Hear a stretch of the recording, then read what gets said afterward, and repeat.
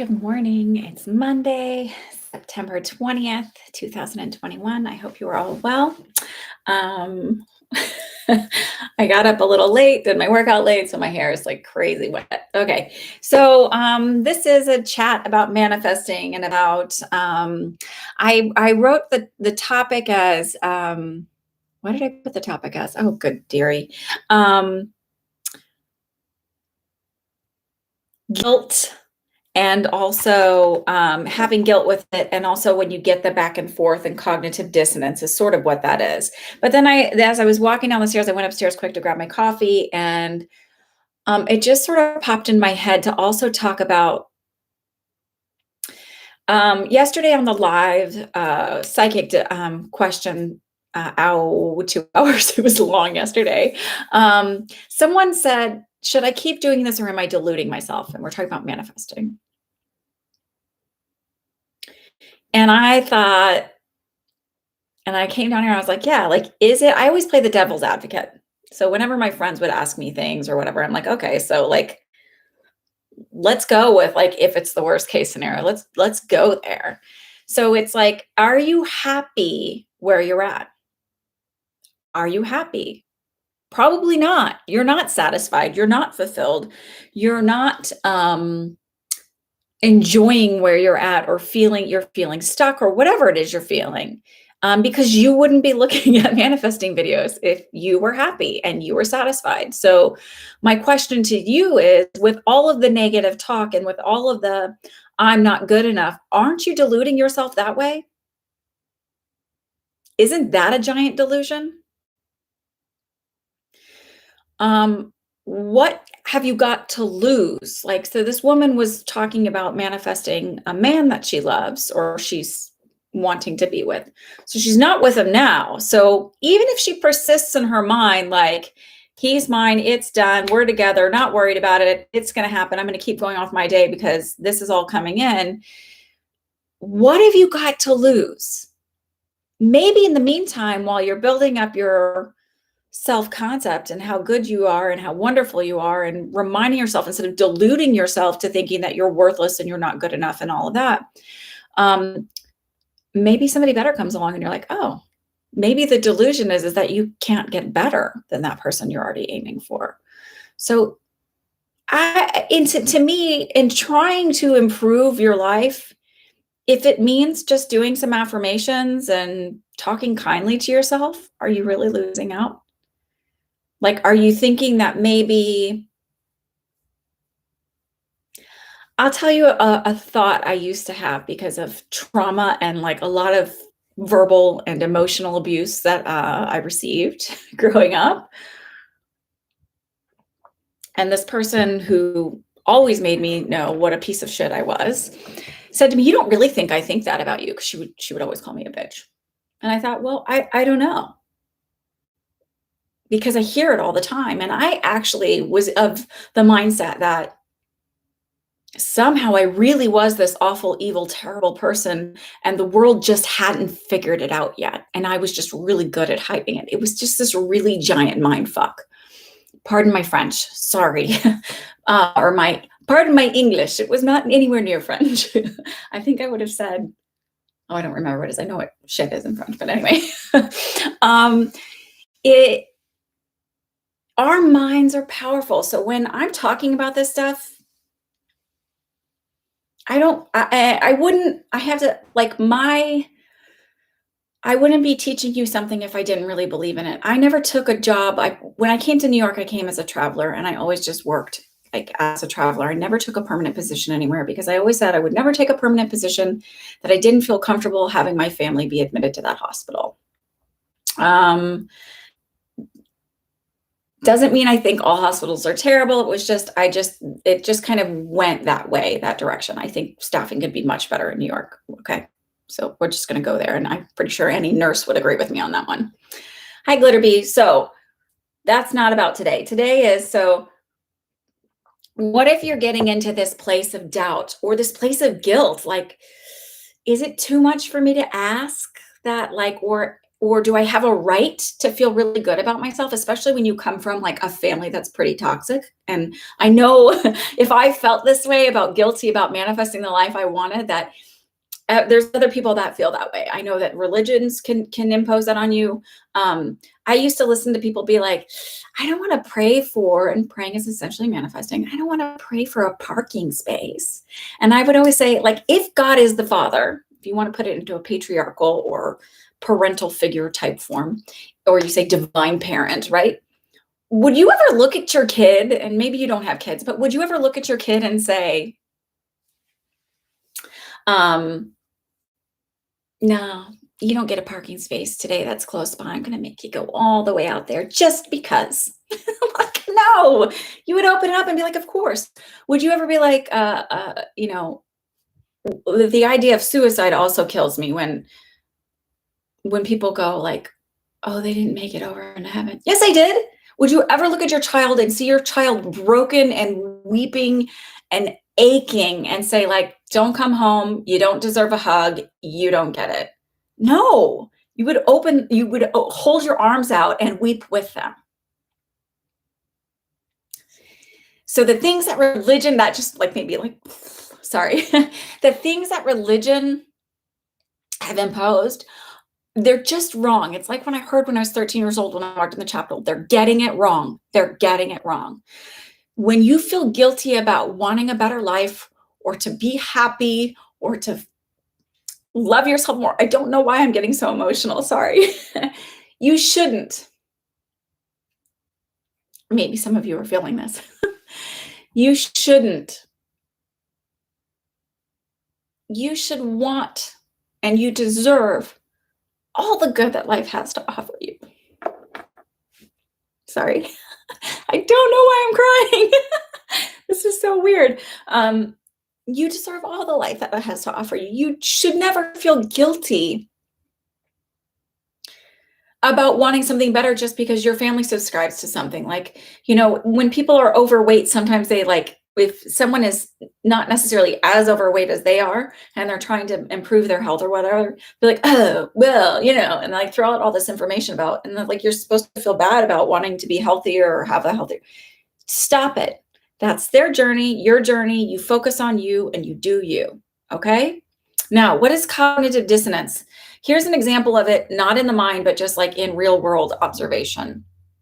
You know how when they implement a new, like you've always done something a specific way at work. So like we always stamp the paper, put it in the file, it goes here, and then it moves down to the file here, and then it moves over to that person. And it's like all this like weird, things happen that way. Or we always log on here and we do it this way. And then you go over here and maybe it's inefficient, right? And so they have somebody come in, and this is you becoming aware of yourself. That's the example. They have somebody come in, an efficiency expert, and say, this isn't efficient. This isn't working. We can do this better. So that's you becoming aware of the thoughts in your mind and going, I could do this better, right? And they say, this is going to be the new process and procedure. And you've always got those few employees that are like, oh no, I can't handle it. It's too much, but it's really like easier and much more efficient. And even though it's easier and much more efficient, they're still, right? Or you find that just out of habit, the subconscious kind of slips back and does the wrong thing. And you're like, oh God, like I'm a little tired today. I just didn't like. That's cognitive dissonance. When you kind of go back and forth and you're like, you persist. And then you have that one day that you fall back and you're like, oh, maybe I'm not good enough. Maybe that's cognitive dissonance. And so what you have to do is you're aware now because you're here, you're listening, you're learning, you're researching. You just go, oh, that's not failing. That's not the universe going, it's not good enough. That's going, oh, I just have to like reinforce, no, this is the proper procedure now. This is the new way of doing things now. So it's not that you're failing. It's not that you're not good enough at it. It's not that it's too hard. It's just, we just have to like, I was going to say not distract, but I can't think of the word I want to say. Hi, Lana. You just have to remind yourself that, oh no, there's a new, better way of doing this. So try and take the judgment out of it. And like when you're implementing new procedures at work or something like that, you don't like tell somebody they're a total piece of shit and they're fired and they're never going to get it. And you're just like, oh, like this is the new way we're doing it. Just remember. And so it's like, you're reminding yourself, remember, nope, this is the new story. This is why I'm doing this. And if you feel like I don't have a right to change who I am, I don't have a right to change the story because this is who I've always been. Well, no, it's not who you've always been, because when you were 5, you're a completely different person than you were when you were 5 years old. You're a completely different person when you were 15 years old. I am a completely different person than when I was 27 years old. There are some core beliefs that are the same, but I approach life completely differently.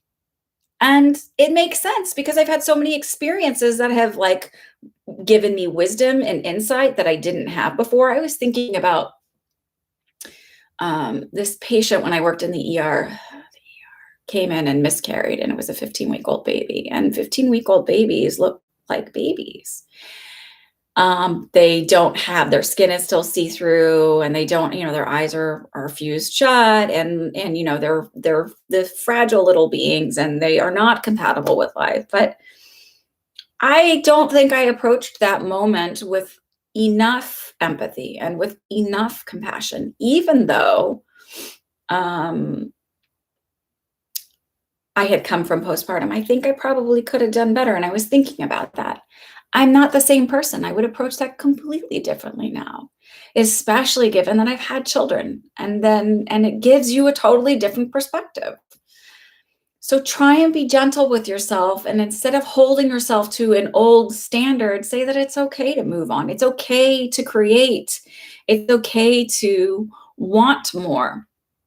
On the same side, I always teach this when I do psychic development. People are like, they have Hollywood ideas of what it is to be psychic or intuitive or have connection with your intuition, and it scares them. That's why a lot of people don't connect in, because society, the church, all these different things, even, other religions talk about jinns and these like things on the other side, and they're dangerous.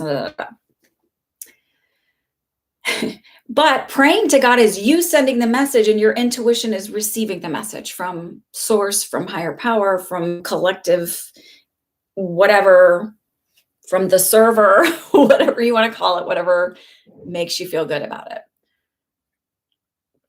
So when you have these ideas of what something may be, sometimes it freaks you out, right? You go, oh my God, I couldn't handle that all at once. But you're never going to get your manifestation really like they're going to work you into it so it feels natural. So like one of my hesitations wasn't to help out the psychic stuff. So like if you have this idea that you're supposed to be one way and then you're not in a heartbeat, well, that's unrealistic in the sense that like you're not allowing yourself the transition period, right? And I'm talking about if you're looking at growing a business, growing your psychic abilities, growing, moving into that person that you were. Like, yes, you have to have the mindset that if you want to be this successful multimillionaire, whatever, like you're probably not going to be it overnight unless you win the lottery. A, B, just be in the mindset of it. How would that person be? Well, they'd get up and they'd be productive in the morning, and they'd have a schedule, and they'd have goals for each day, and they'd be thinking about, how do I keep growing? How do I keep growing? How do I keep moving? They wouldn't just go, divine universe, have somebody knock on my door, I'll just meditate all day. No, they're active. They're actively moving and doing and building their business. I see this with a lot with people building their psychic abilities, where they're like, I want to be clairaudient or more clairaudient, but I'm afraid, A, I'm going to look crazy. B, people are going to be talking to me all the time outside my head. And that's not really what clairaudience is. And also, spirit is way more respectful of your boundaries than the living are. It's really easy to set them. And it doesn't have to be all the time, because you can just say like, I'm not ready. I'm like kind of not with us. And a lot of times it's not booming voices outside of your head unless you're comfortable with it. They always want to approach you in a comfort level. I remember graduating from nursing school and wanting to be the 20-year vet on day one. Well, those people didn't get to be the 20-year vets on day one. They got it through experience and time and growth and everything else. I was listening to, so don't let that stop you, right? So it's like, no, I can do this. Is, whenever I listen to people too in classes, and I hear people go, it's so hard. And I thought, it's not hard, it's work. It takes effort, but it's not hard. So let's use the right words. It's not hard. Or like I hear people say all the time, like, what's my purpose? It's not about purpose. It's what's your passion. That's what you want to know about, is what is going to get you up and excited about the day. And then you need to start like looking at the things that make you happy about the day in general, right? Can you wiggle your toes? I had somebody on here who was good morning, Regine, who was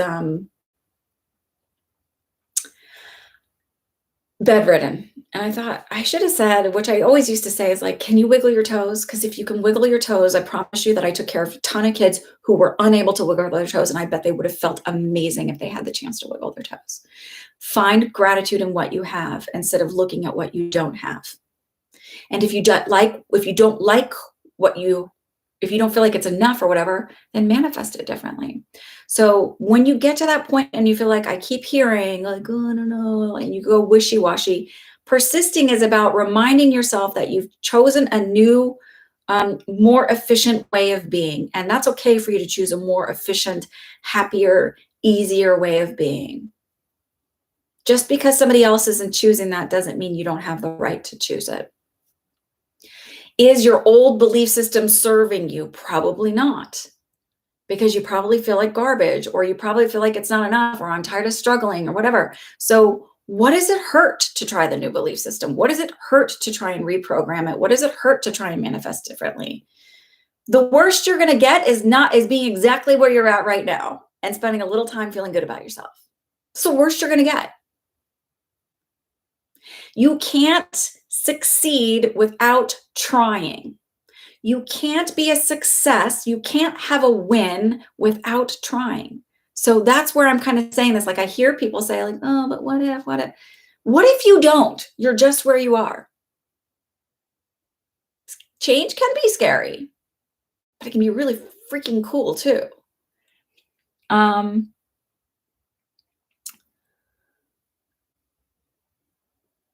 I'm just looking at my notes that I took. Oh, there was a quote I wanted to find. So Florence Scovel Shinn, and I didn't highlight this particular quote in her book, but it was about the Bible, and it said,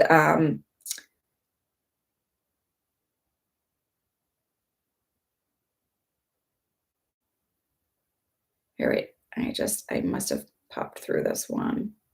Shoot. It was about, I'll have to find it later because it's rude of me to just sit here and randomly do this. But there was one where it talked about, that evil isn't about these demons. Like the demons were metaphorical, and the demons are the negative things you tell yourself all the time, day in and day out. They talk about the tongue being a double-edged sword, like that the things you say and think are the things that hold you back in life or propel you forward. I always like to say that, one of the things that I find interesting, and these are ways to write affirmations and why I think that they work. Hi, Raktan. Why I think they work is because it disarms the potential to have that vibrational doubt. So I pay attention to, because I've really honed in and refined my intuition skills, it forces me to really pay attention to what I feel in my body energetically. And I notice that if I just say I am, especially if you're not really in belief of it yet, sometimes you get that vibrational doubt feeling where it's like, okay, I'm saying this, but I don't know, like, is this really like, okay? But when I disarm that and I start with, of course this happened. So that's the, as if it's already done, the what you want to have as if it's already done. So this is going to be with like the bigger stuff, right?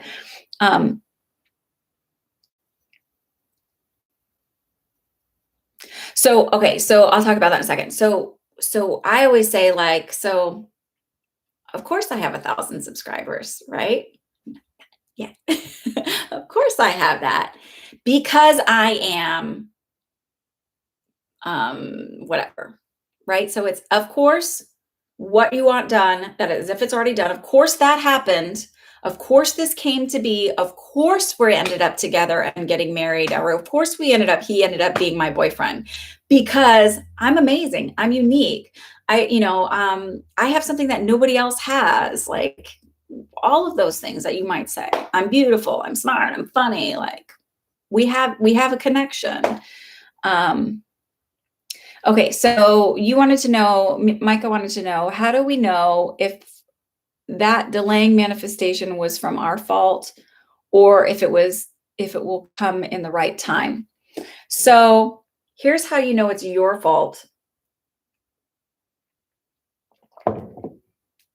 I don't like to look at it as fault. It's just something that you're not doing to your best of abilities. So when you're manifesting, are you constantly worrying that it's not going to happen? Are you constantly going, where is it? Where is it? Where is it? Are you constantly like, oh, I don't know, that one's kind of big. So what's the quiet story you tell in your head? It's really about, so it's not like you're doing anything wrong. It's just pay attention. When you start a meditation practice, it's not that that's something magical in and of itself. It's that it starts to teach you how to become aware in the moment.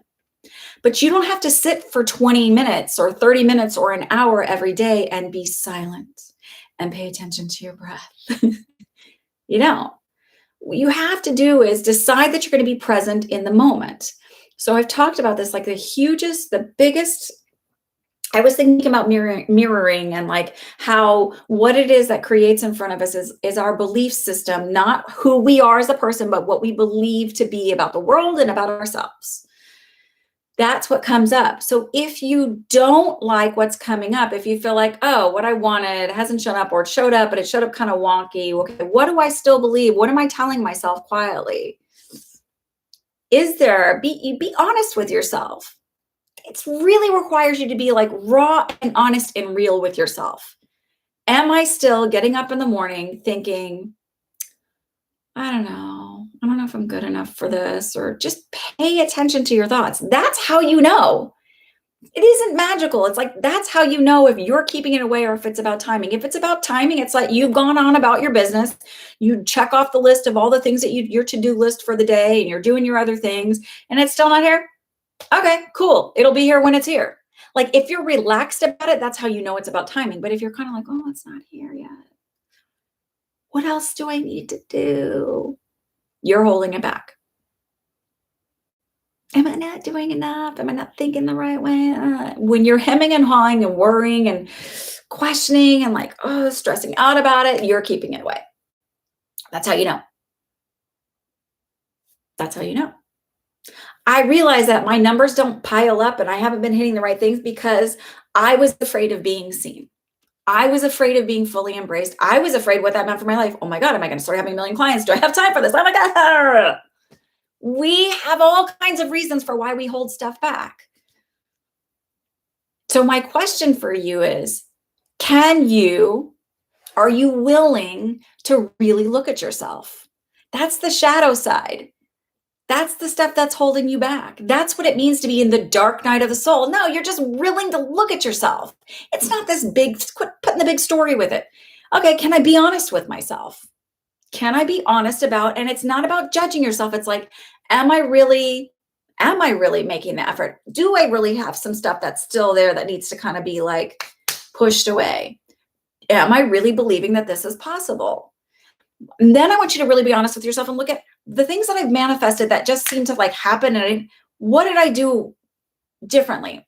So for me, one thing that always manifested really easy was like, I always got offered every single job I ever interviewed for because my attitude about it was different. I didn't have a big story about like, oh, I have an associate's degree in nursing. I don't have a BSN. Long story short, I did go to like a 4-year university and then I switched and blah, blah, blah. And I was like, by the time I was done, I was like, I can't like be in school for another BSN or wait for the BSN because it was just a timing thing. And I was like tired of being super duper poor.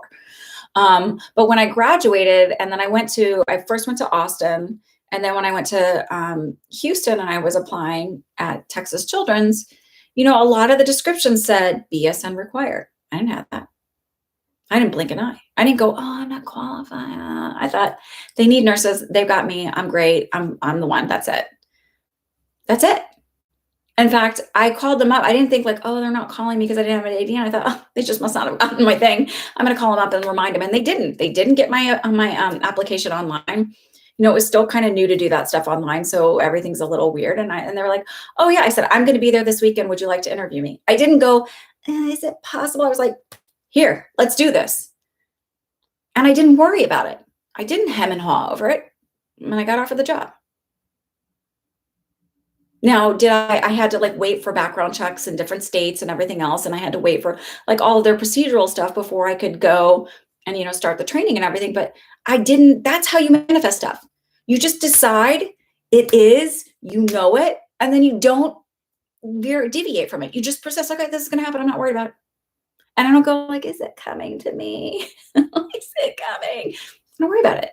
I don't want to teach you to be like, I want you to understand that it's really about looking at the mirror, right? Looking at what's showing up in your 3D. And if you don't like what's being reflected, it doesn't mean you're not valuable and you're not worthy. That's not always the truth. It's whatever story you've been telling yourself and shooting out into the world of, these are my beliefs. This is what needs to show up. Bring it, essentially, even if you don't mean that you want that to be brought. The best way to manifest is looking at what's showing up and then going, okay, am I really being honest with myself? Like, am I really doing the work, or am I just hoping it happens, but not really doing the work with it?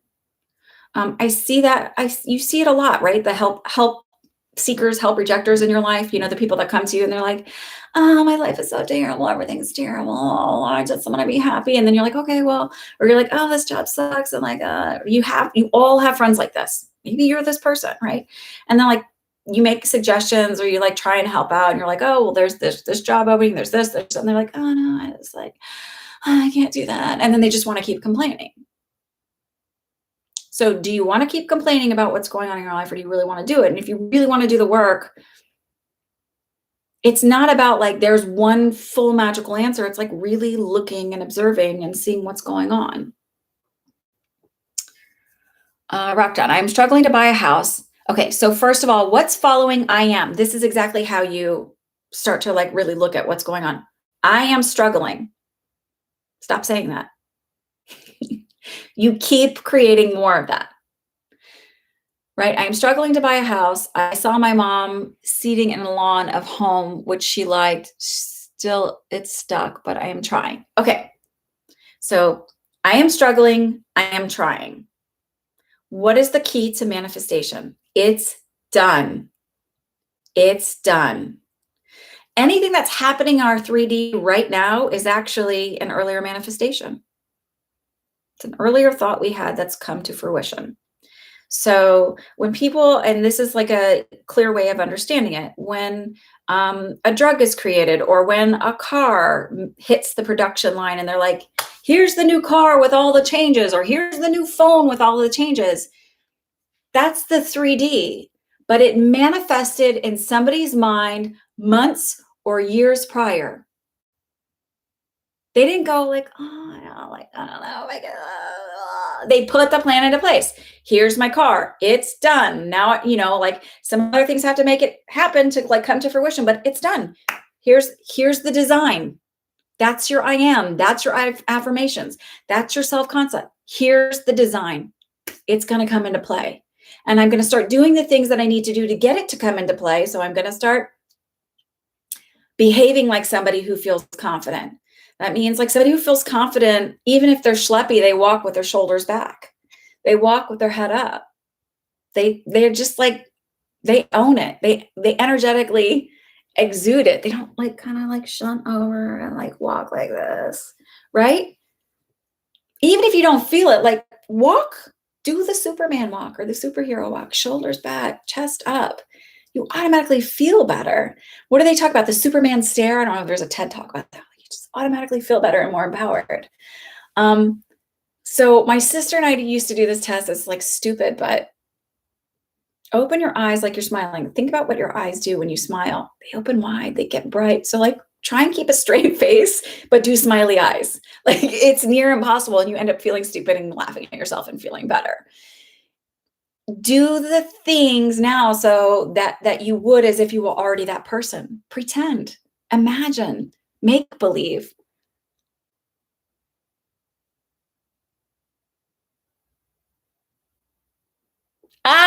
Lana, that's beautiful. That's beautiful. So Lana said, I'm manifesting financial abundance into my life. A friend who stole money almost 15 years ago reached out wanting to make it right.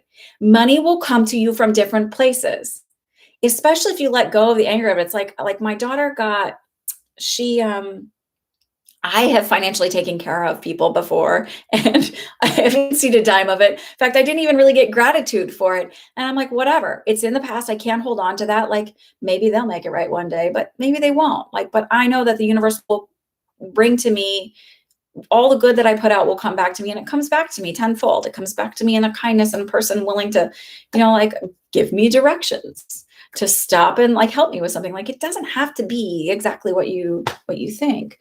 But you saying that is like, yeah, it's going to come back to you from unexpected places sometimes. I sometimes forget that when I'm manifesting money, that it's because, my husband and I are married, joint accounts, that money will come. Like if I'm manifesting windfalls, it may come and surprise things from his money, from his job. So I always have to put that into perspective, that when I'm manifesting, I'm like, I want it to be to me though. Like, not that it matters, again, joint account, blah, blah, blah. But sometimes it's more fun to think that like it's coming through my own stuff. So Rock Don, stop saying I'm struggling to buy the house. You're not struggling. It's done. I was able to buy this house because I was able to save the money, or I got money from unexpected places by divine grace. If you're worried about it coming from something negative, but I don't ever think that money's going to come to me from some negative thing. So, oh, see, that's beautiful. Lana said, I gave her permission to release the guilt, whether she pays it back or not. Healing for both of us. Absolutely. But if someone wants to pay you back, let them. Because that's just as much like I'm glad you feel guilty about it, and don't feel guilty, but I would certainly appreciate the money back and leave it at that, and then they can make the decision. But sometimes it's just important to their healing process to actually be able to like pay that money back rather than just go like, that can be as important to their healing process too. So don't deny somebody the right to like make something right if they feel like, that's just my thought on it. Sometimes the actual act of doing it helps them release that guilt too. So Rock Don, you're not struggling to buy a house. It's done. Some way, somehow it's done. Sooner than later, it's done. I bought a house. It was a lot sooner than I expected it to be. Or I bought a house and like, of course I was able to buy a house. Of course I was able to save money to buy the house because my mom, I knew that the universe wanted my mom to have this lawn to be able to sit in and enjoy the outside weather and look at how perfect it is. It's literally about imagination and then letting go of the worry of where it's all going to come from, because the universe will provide. Maybe it means you get a bonus somewhere. Maybe it means someone offered, like, oh, like, hey, I know somebody who's selling a house and they know about you and your mom and they really want to, they really have a giving heart and, they want to give it to you at, below market value or right at market value when if everything's selling like hotcakes, and they're like, no, we don't want to, we don't want to gouge somebody. They saw that this was something you wanted. Like, you never know. So stop talking about as if it is, I'm struggling, I'm trying. It's done. It's done. Because if you say I'm trying, then you're always going to be trying. If you say I'm struggling, you're always going to struggle. So pay attention to what you're saying after the words I am. What follows I am is the God words, right? That's the spark of light and divinity. That's what it's like. If you're coding and you're coding something, it's like the direction is as soon as I am follows, this must be done.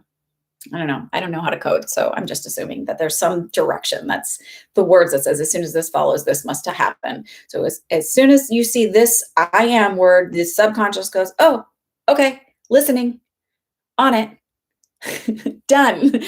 I've got it. It doesn't matter if you're saying like, I'm the worst. And you're like, but I didn't really mean that. And they're like, it's done. It's input. Done, done, done, done, done. Florence Scovel Shinn says this, the subconscious has zero sense of humor.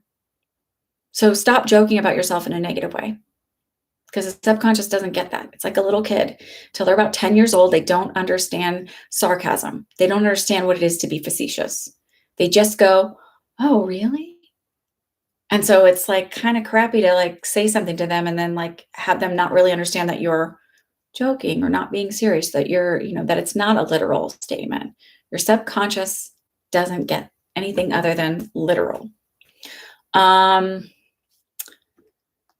Something I was just going to say, I don't remember now. Are there any other questions? Any other clarifications? I like talking about this stuff, and I really like helping people not struggle, right? Let's not struggle. And, the biggest growth and the biggest gains I have had is because I'm really willing to look at myself. I'm really willing to go, how can I do this better? How can this be more efficient? How can this be more practical? Is it really practical for me to sit around and worry all day and feel like garbage? Is that really a practical way to live my life? No, I've got so many things that have to be done. Like, is it really practical for me? Is it okay, practical for me to feel like garbage about myself and think nothing's ever gonna happen? And like, no, it's not. I go about my day. I have my list of the things that I want to get done. I spend 20 minutes in the morning, if that, writing affirmations and about self-concept a lot. So it's like self-concept, what I want to create in my life. I spend times on those things, but I don't spend all day, every day doing that. I like to listen to people talk because I like to learn and I like to improve. But it's while I'm doing other things. I was watching this guy's video and he's interviewing his grandfather who studied under Neville Goddard directly. And he said a couple of things that I found interesting. And one of the things was, when you're manifesting, know that you'll get what you want. So he was talking about when you're manifesting something really, really big, make sure you want it. Make sure it's what you really want and really think about what it is, what that means. So he was talking about manifesting large sums of money. So 3 million back in the day, and it's like 30 or 300 million or whatever now. Because you'll get it. And it may mean that it doesn't just drop in your lap like a windfall, especially if you don't believe that it's possible to win the lottery. That means that money is going to come through most likely work, right? Because most people aren't in line for giant trust funds and things like that. So make sure it's something you want and you're ready for, because your life will change. And he said, like, I made money, that I was manifesting money and I worked. I came up with the ideas and I was doing the meetings and I was out campaigning and I was doing those things. So, maybe what you really want isn't to be a billionaire. Maybe what you really want is to be really comfortable and be able to go on nice vacations and things like that.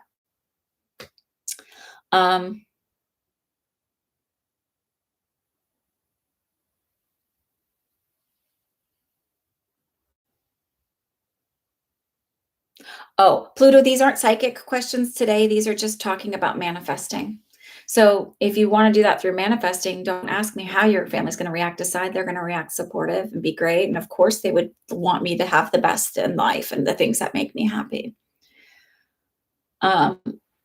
So that was one thing he said, was like, know what you're going to manifest and know that it will come. And then like, if you're sharing like, oh, I manifested that, they're like, well, of course you had that because you did all the work and blah, blah, blah. Like, some people will not be able to see your vision. Some people will not be able to see it as a possibility. And he talked about, he's like, Neville said, keep it to yourself. And I understand why he said, keep it to yourself. So unless you know that someone is really open to what's possible to manifest, don't share it with them, because their self-doubt will creep in and muddy the waters. And you don't need their doubt to creep in and muddy the waters of your dream. There are plenty of people who would say, like, you take somebody who's from low income, doesn't have the background, doesn't have the blue blood, doesn't have the money. And they're like, I'm going to Harvard. I'm going to Harvard. That's it. It's done. And everybody around that person, my mom worked taught in low income schools for 20 years. And she's like, it's incredible how many of them discourage people from excelling. You know, they make fun of the kids that are smart. They get a hard time. They give them a hard time for all of that. So it is a struggle for those people to come out of that, because they have to have the vision and they have to persist no matter what. So that may be a pie in the sky dream for them, whereas somebody where I went to school, I grew up in, middle class Wisconsin, upper middle class Wisconsin. We rented. we weren't the ones with the money. but like my friends had explorers growing up and had all these things growing up in big homes, and not all of them, but like a lot of them, I went to school with people whose parents were, brain surgeons and whatever. And for them to go, oh, I'm going to go to Harvard, or I'm going to get into like the Naval Academy, blah, blah, blah, like that was not a pie in the sky dream. That wouldn't have been like, oh yeah, nobody was like, oh, yeah, right. It was like, oh yeah, cool, whatever. Like it was literally like, whatever, it's possible. So don't decide that it's impossible, and also don't share it, because you don't want somebody to muddy the waters. You don't want somebody to go like, you can't have that. That's not possible. It's not possible. It's not going to happen. There are plenty of people who don't believe in what I do. There's plenty of people who like to sow the seeds of doubt. Don't give them the opportunity. That's why you don't share. It's not because it's really secret or it's evil or it's bad. It's like, don't give somebody the opportunity to sow seeds of doubt in your field of dreams.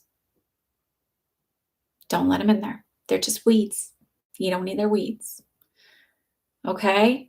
All right. I am going to bounce out of here. It's now 41 minutes in, and I'd like to keep these kind of short. I hope this was helpful. I hope you all enjoy your day. I will see you again on Thursday for this chat, and I'll see what the universe decides to share with me. Hi, Rose. True, she says, true, my friend always said she would have $1 million home and a house on the beach. Just matter of fact, now she has $3 million house and a $3 million beach. Yes. You just say it. Like, it's like, I don't care if somebody else can't see my dream. I'm doing it. It's done. Too bad for you. And the only one that's stopping you in true form is yourself. You're the only one who can go in and reprogram this stuff, because I don't care. You've all had friends who've gone like, we've all known this person. They're like they're beautiful or they're handsome. They've got it going on. They're smart. And they're like, oh, I'm just not gonna. I feel fat today. I don't feel pretty. And you're like, oh, you're gorgeous. Like you're constantly building them up. And they're like, and they're constantly down, because the only person that can make them feel better about themselves is them. The only person that can do the work. They talk about this for addiction and reprogram, because addiction, it is a reprogramming, and they say it's every day. It's persistence. Look for it in other ways and other forms. It's there. I promise you, this stuff works. Okay, you don't know where to start from changing your beliefs. So you start with, first of all, you can look at, there's plenty of ways to start this. So you can look at what shows up in your world. So if you feel like my parents never approve of what I do, they never think it's good enough, they always call me like X, Y, and Z, or they say it's impossible. So part of that is about their beliefs, and part of that is about your beliefs about not being enough or valuable. So you start going in. There's Dylan James has these. I would like to get these posted and put up, but I just haven't had time. And eventually I will, when the timing is perfect. I've let that go. But you go and listen to nighttime affirmations about self-concept, because your self-concept needs to be a solid foundation, so that when the 3D world out here isn't showing up, or your manifestations haven't quite made it yet, you know that your core foundation, or once you get them, your core foundation says, I'm worthy of keeping this thing. I'm worthy of keeping my success. I deserve the surgery where I'm going to get it. I deserve to finish school in like the country I want to finish school in and where I want to be. I deserve this thing. It's not because I've done all of this wonderful things, or I'm like some, major philanthropist. It's because I am, and that's it. Because I am, and that's it. I am a human being. I am having a human experience. I am a soul. I am a spark of the divine universe. And that's it. And that's how the universe works. So listen to, he's got Limitless Manifestor, and it's the self-concept ones. It's 8 hours. You listen to it while you sleep. You're going to get cognitive dissonance the first like 7 to 10 nights, which is the subconscious going, no, no, let's not change. Let's stay with the old way, even if it's not efficient and terrible. Go back and listen to the beginning of this. And you're going to get that. So you're going to be taking the headphones off. You're going to be like, somehow it's not going to work anymore. It's going to stop. You're going to wake up groggy and like stop playing and all of this stuff. Right. So you persist, persist, persist. And then like for me around night 17, some stuff kind of bubbled up where I thought, oh my God, it's all so deep in there. I'll never lose it. And my guys are like, no, no, no, it's coming to the surface. It's almost ready to be released. Like, so I did like a visualization of releasing it and letting it go. And then I kept listening and it was fine. I wasn't pushing the headphones off. And I say, do that for like 30 nights.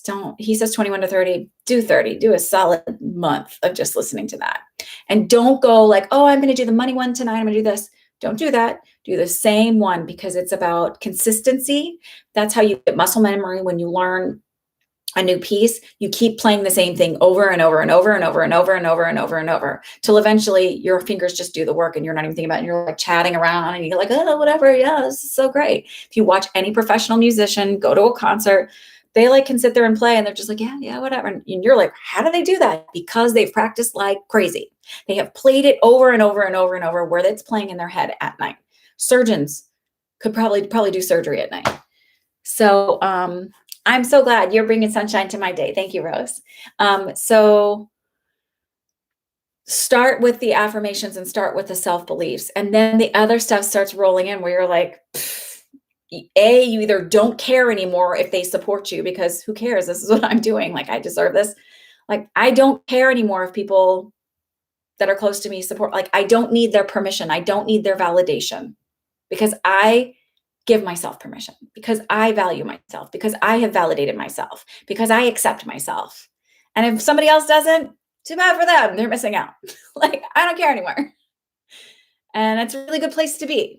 Okay, so I'm going to go. I will chat with you guys on Thursday. Have a fabulous Tuesday and Wednesday and the rest of your Monday, because Monday can be fabulous too, right? Have a great one. Bye.